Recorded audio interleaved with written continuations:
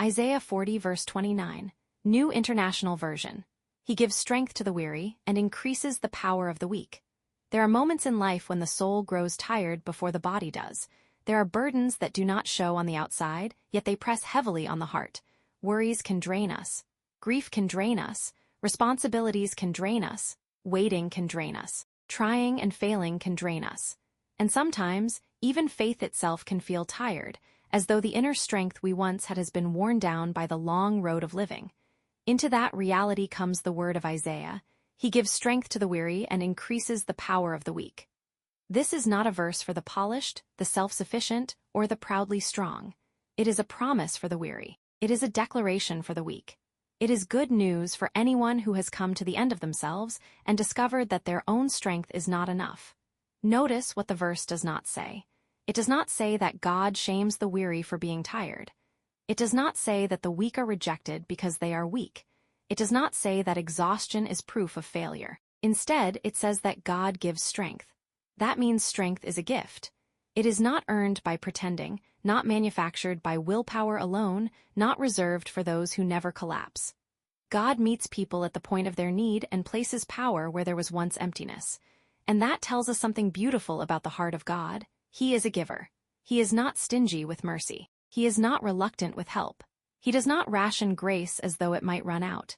He gives strength to the weary. He increases the power of the weak. There is tenderness in that. There is joy in that. There is a holy gladness in the God who delights to restore what has been depleted. Imagine that joy. Imagine a God who is not annoyed by your weakness, but moved by it. A God who sees the bowed head and does not turn away. A God who hears the quiet prayer spoken with trembling lips and answers with compassion. A God who looks upon the exhausted heart and says, "Come, let me lift you." This is not a grim deity waiting for perfection. This is a joyful Father whose love is active, generous, and full of living kindness. A happy God, in the deepest and truest sense, is not shallow or careless. Divine joy is not the laughter of one who ignores suffering. It is the deep delight of one who has power to heal, restore, and renew. God's joy is found in mercy. His gladness is found in lifting the lowly. His delight is found in making the weak strong and the weary whole again. When strength returns to the broken, heaven rejoices. So if you are tired today, hear this word as if it were spoken directly to your heart. Your weakness is not the end of your story. Your exhaustion does not disqualify you from God's care. Your limitations do not cancel His power. In fact, your weakness may become the very place where His strength is most clearly seen. Sometimes we wish God would remove every hardship at once, but often He chooses first to strengthen us within it. He does not always carry us around the mountain. Sometimes He carries us up it. He does not always silence the storm immediately. Sometimes He steadies the boat. He does not always explain everything.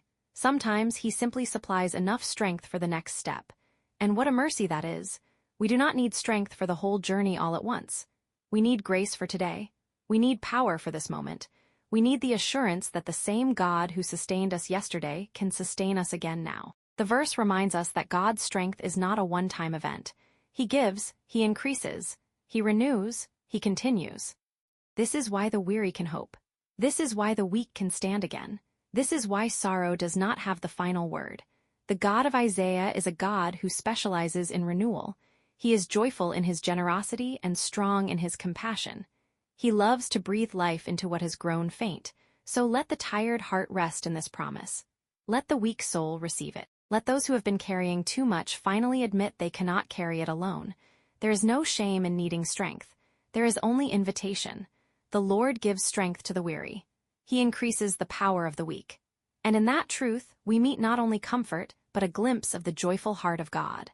A God whose delight is to lift, restore, and make new. To read this verse is to be reminded that weariness is not foreign to human existence. In fact, it is one of the most universal experiences we share. Bodies grow tired, minds grow tired, hearts grow tired, spirits grow tired. Sometimes weariness comes from labor, sometimes from sorrow, sometimes from disappointment, sometimes from responsibility, and sometimes from the slow accumulation of many small burdens that together become heavy enough to bend the soul. We do not always know when we began to weaken. Often we only realize it once we can no longer pretend. We discover that we have been surviving on habit, on adrenaline, on duty, or on fragments of hope. Then God speaks. He gives strength to the weary. That word "gives" matters deeply. It means strength is not something we must manufacture to deserve God's attention. We do not have to impress him with endurance before he helps us. We do not have to prove ourselves worthy by pretending that we are fine. God gives strength. Strength is grace. Power is gift. Help is offered freely from his hand. This means that the weakest person in the room may be the one most ready to receive from God, because the empty hand is the one that can be filled most completely. There is tenderness in this verse, but there is also dignity. God does not simply pity the weary from afar. He acts on their behalf. He meets them in their low condition and restores them. He does not treat weakness as a moral failure. He treats it as a place where his own goodness can be revealed. This is one of the great reversals of divine love. What the world may dismiss, God embraces. What the world may scorn, God strengthens. What the world may overlook, God sees. We live in a culture that often praises self-reliance. We admire the person who appears to need no one, who seems always composed, always productive, always in control. Yet Isaiah offers a different vision. It is a vision where dependence is not humiliation but honesty, where weakness is not the end but the beginning of divine help. The world may say, "Be strong enough to carry yourself." God says, "Come to me and I will strengthen you." The world says, "Keep proving you can handle it." God says, "Bring me your weary heart." The world says, "Do not be a burden." God says, "Let me bear your burden." And this is where the joy of God becomes visible. We should not imagine divine joy as shallow cheerfulness, as though God were smiling at suffering without concern. No, the joy of God is the deep delight of holy love. He is joyful because he is able to save. He is joyful because he is able to heal. He is joyful because he is able to restore. There is gladness in the heart of God when the broken are lifted, when the burdened breathe again, when the fallen stand, when the faint are renewed. A joyful God is not one who ignores pain, but one who overcomes it with compassion and power.